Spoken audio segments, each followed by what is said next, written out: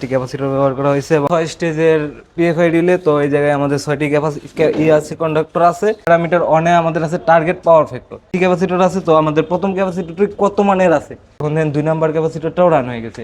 তো 3 নাম্বার ক্যাপাসিটরটা এভাবে আমি যতগুলো চাপ দিব সবগুলো ক্যাপাসিটর কিন্তু রান হয়ে যাবে। এখানে স্বাগতম গ্লোরিয়াস অটোমেশন থেকে, আমি হৃদয় আছি আপনাদের সাথে। তো দেখতে পাচ্ছেন আজকে কিন্তু আমাদের সামনে আছে একটি পিএফআই প্যানেল। তো এখানে আমাদের 4টি ক্যাপাসিটর ব্যবহার করা হয়েছে এবং এটা হচ্ছে একটা 6 স্টেজের পিএফআই রিলে। তো এই জায়গায় আমাদের 6টি আছে, কন্ডাক্টর আছে এবং এই জায়গায় আমরা 4টি ক্যাপাসিটর ইউজ করছি যদিও। আচ্ছা, আমরা আজকে শিখবো যে একটি পিএফআই রিলে কিভাবে আমরা সেট আপ করবো অটো এবং ম্যানুয়ালভাবে। হ্যাঁ, তো তার জন্য ফার্স্টে আমি লাইনটা দিয়ে নিই। তো লাইন দেওয়ার পরে দেখতে পাচ্ছেন আমাদের রিলেতে কিন্তু পাওয়ারটা চলে আসছে। তো আমি যদি অটো করতে যাই এটাকে, আমার মেনু বাটনে জাস্ট 3 সেকেন্ড চাপ দিয়ে ধরলে কিন্তু আমাদের প্যারামিটার প্রিসেটের অপশনে চলে আসবে। তো এই জায়গায় কিন্তু আমাদের সুন্দর করে বলে দেওয়া আছে যে প্যারামিটার অনে আমাদের আছে টার্গেট পাওয়ার ফ্যাক্টর।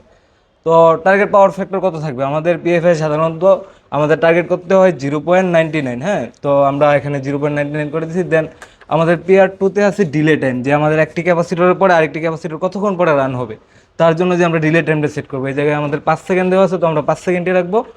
তারপরে আছে আমাদের ওভারলোড ভোল্টেজ। হ্যাঁ, তো আমাদের কত ভোল্টেজ ওভারলোড হলে আমাদের এই পিএফআই রিলেটা আচ্ছা যাই হোক। তারপরে হচ্ছে পিআর 4-এ আছে আমাদের সিটি রেশিও। হ্যাঁ, তো আমরা যেহেতু এখানে একটা 100/5 রেশিওর সিটি ব্যবহার করছি, তো এখানে আমরা জাস্ট 100 দিয়ে দিলাম।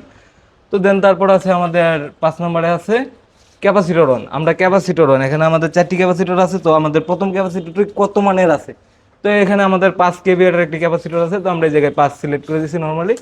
তো দেন ক্যাপাসিটর 2-এ কত আছে, ক্যাপাসিটর 2-এ আমাদের 7.5, এই জায়গায় আমরা 7.5 করে দিলাম। তো ক্যাপাসিটর 3-ও সেম আমাদের 7.5 আছে, আমরা 7.5 করে দিলাম।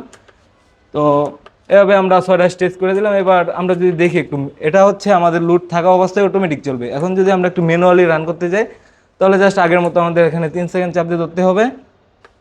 দেন পাওয়ার ফ্যাক্টরে চলে আসলো। তারপরে জাস্ট আমরা এখান থেকে আমরা ম্যানুয়াল রানিংয়ে যাবো। ম্যানুয়াল রানিংয়ে যাওয়ার পরে জাস্ট আমি যদি এভাবে চাপ দিই, তখন যদি দেখতে পাচ্ছেন আমাদের প্রথম ক্যাপাসিটর কিন্তু রান হয়ে গেছে। হ্যাঁ, তারপর যদি আমি আরেকটা চাপ দিই তখন দেন 2 নাম্বার ক্যাপাসিটরটাও রান হয়ে গেছে। তো 3 নাম্বার ক্যাপাসিটরটা এভাবে আমি যতগুলো চাপ দিব সবগুলো ক্যাপাসিটর কিন্তু রান হয়ে যাবে। হ্যাঁ, এখানে আমরা যেহেতু 4টা ক্যাপাসিটর ইউজ করছি, এর জন্য আমরা 4টা ইন্ডিকেটর ব্যবহার করছি।